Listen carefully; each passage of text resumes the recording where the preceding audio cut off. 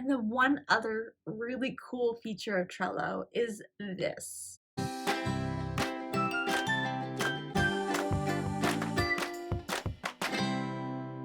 Hello everyone, welcome back to my channel. My name is Riley K. Jones, and today I have a bit of a treat for you. So let's get into it. A couple weeks ago, I had mentioned Trello in my vlog, and I made fun of myself because I totally butchered the name. Freeglue? It is Trello, and I called it Trello because I'm an idiot sometimes with words. And I was using Trello and I was using it to outline my story, and I shared it with my mentor, the outline that I made, and she also really liked it. I saw some other people using like how do they use Trello, and I wanted to show you my writing process and how I use Trello. So let's get into it. We're going to show you on the screen what I do and how I have used Trello to outline my story. So first things first, I'm going to open up my Chrome, and I have already pulled up the website called Trello, and I'm at the main board there where it has a lot of the templates and things you can do, so you can see how I have seen outline and when all is lost, my author mentor match project, but that is top secret, so I'm not going to share too much about it. Instead, I'm going to take you then to create a new board, and I'm just going to put this as new project authortube. Okay, so I'm going to create that, and that'll bring me to this page where I can change background, do things that I want. And what I liked to do was to give myself a visual that kind of represents the feeling or this place that I'm going to do, and you can change the background here, and you can do colors, you can do custom, you can do photos. One thing I really love about Trello is you can look up a bunch of different photos yourself. It's already connected to the internet, so they have some here for you. You can also search, like, so maybe I wanted I don't know, polka dots specifically, because I love polka dots. I can type that in, and oh look, there are some designs with polka dots in there. Oh look, there is a cute little like birthday cake thing. I kind of like that. So I click that, and then that is my background. So whatever you want, like, you don't have to do that. That's just something I liked doing. So that way I was like, oh, this is the feeling, emotion, or this is the theme, or this is maybe a scene that I could see in the book, some sort of landscape, or even like a donut can be as simple as that. Then the next thing that I do is I create the beats. So I follow the typical 3-act structure. However, I also follow the beats method. I did Alexa's Done thriller beats in my last one, but I also used her romance beats for setting up the subplot of my romance. But I mostly just did the beats from the novels. John Truby also has those beats as well. He has a 22-step thing. But what I do is I click a list. In that list, I have my beat, and then I put my scenes in.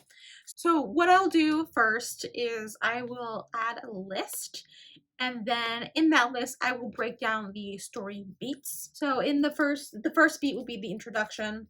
So I'm gonna type that in there.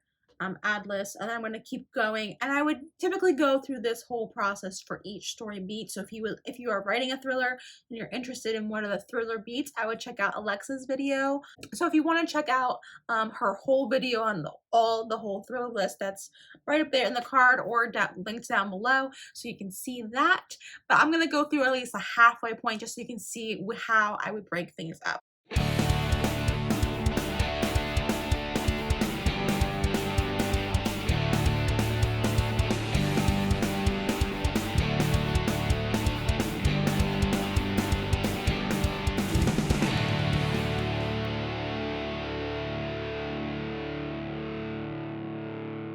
So I have all of the main, at least up into the midpoint turn up into this outline on Trello.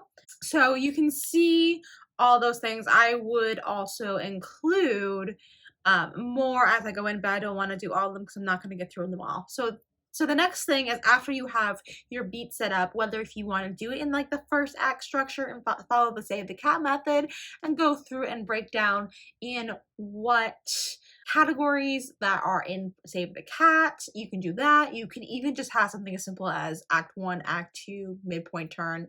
You can have introduction, inciting incident, rising action, midpoint turn, climax, then falling action, resolution. Any way you want to break it up, you can do that. And then this is just where you then would put those scenes. Fair warning, I do flesh out more scenes than others in an outline because sometimes they are very important. Some of them are very not important or very easy to just be like, oh, it's just this happens and that's it. Also, I will add things later when I'm coming to outlining a project. I will, like the first project that I will have very little information. I might have the introduction, the inciting incident, midpoint turn, and the conclusion, and that's kind of all I have. And then I kind of just go from there of like, okay, well, this thing needs to happen, so then I can think about some ways to make that happen. So just fair warning, this may be a different method for you, but even if you are doing your revisions like I am and need a place to outline, or if you are starting a new project fresh, this might be a fun tool to outline. So let's jump into how to do your outlining with now these beats in step. So all I have to do is click add a card, and then I can enter a title for this card. Here I try to set things up. Since I'm doing scenes, I try to set up like where in my universe are these characters? Are they at home? Are they at school? Are they in this whatever fantasy world? Maybe they're in this castle, maybe they're at this battle. Like try to give myself a reminder of where they are at. So I will have one tab that says the place that they're at. And if there's anything special, like I know sometimes like I write about teenagers a lot, so school is going to be a place they're at a lot. I would also like add a little information about like, okay, they are at lunch or they're at like Mrs. Seinfeld's French class or something like that, like wherever they're at, so that way I can remind myself, oh yeah, they already had French or they already had lunch. They're going to be having lunch 3 times a day. Like, keeping that in mind, especially when you're going to be moving things around, which is an awesome feature of Trello. So keep that in mind as we go forward. So here I have this, and one thing you can do with Trello is I can click this edit, and they have a bunch of different things you can do here. One of these things is edit labels, and one of these things is change covers. So we're going to look at the change covers. This can give you can put a color, assign a color to that, or you can search for a photo, or you can even upload your own, which I did as well for the introductions of like what's going on, because I'm a very visual person. So I knew the mascot of the school. So when anytime the school came up, I put a picture of a potential mascot of their school, like what it would look like, to keep my mind be like, okay, they're at school now, what's going to happen at school. But you can also just do a color. I'll do red for school, and then I'll just click save. So this is kind of like the introduction that I know for myself. Then I would move on to my next setup and status quo. So in this one, we have this setup status quo. Okay, so I have started the setup and status quo, just some key points that I know is going to happen in that setup and the status quo. And this actually would go on longer, but I'm just going to cap it off there because I don't want to go in too long and too much details. So the next scene in the novel is actually going to her mom's house, and if I click this, you can see too that there are things I can add more descriptions if you want.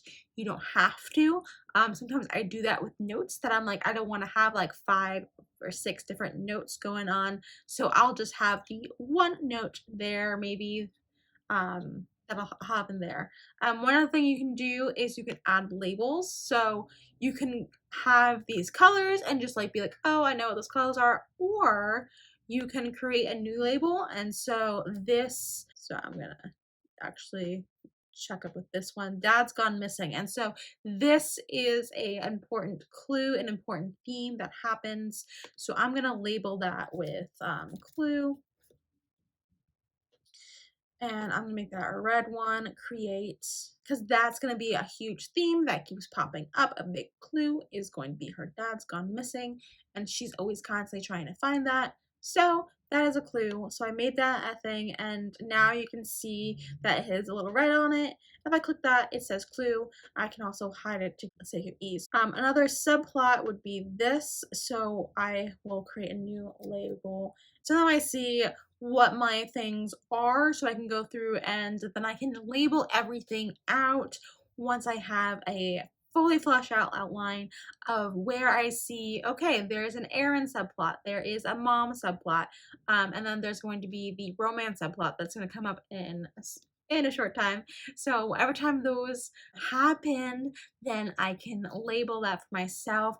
Another thing that I found very helpful when going through revision with Trello is I made little labels for anything I needed, for like anything I needed to add. So I liked yellow, so I always did yellow for that. And I just clicked the new, so that way I knew, okay, this I have not added yet. I need to go back and work through that. And the one other really cool feature of Trello is this. I can drag and drop into different corners and different boxes. So one thing I know I did when I was working on the outlining part is I just had a list of things need to add, and then I would just create a bunch of different things, add different cards, and then I would click like add new, whatever I need to do, and just had a bunch of different things of like ideas and things I wanted to work with, and then I just dropped them where they made sense, and then went on and so forth. So, and I just want to make this, since it's a different place, I'm putting a different color so you can see all of that there. And then I just went forward and filled this all in. I can tell you that like the middle organic investigation part, like that part has so much, because that's like your second act. That's like the majority of your second act is that portion. So some of these got really long, but it was super helpful.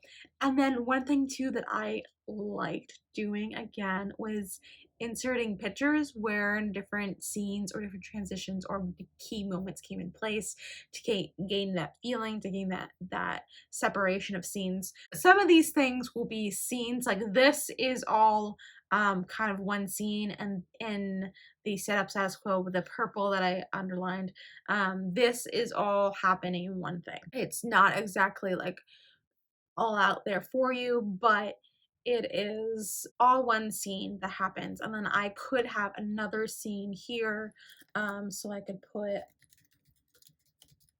because I go out to the woods there, and that would be, now my new scene would be then this part right here where it is going on, and then I can just insert more things that happen, and then I can tell myself different information that I need to know as the author, and what I need, or any important clues that I'm leaving behind is something that I can highlight and make sure it's there.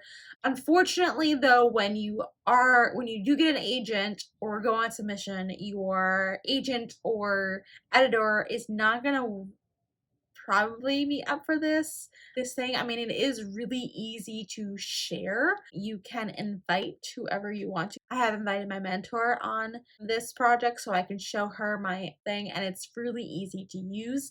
And I know that a lot of people use a sticky note or index cards where they write everything down, they post it on the wall, and some people like they have a whole wall dedicated to a book in their house. Like they have sticky note central, and although that is awesome, I love that idea, I do not live in a world where I have that kind of wall where I'm always working from home. This past year was very much so like weird for me to be working at home.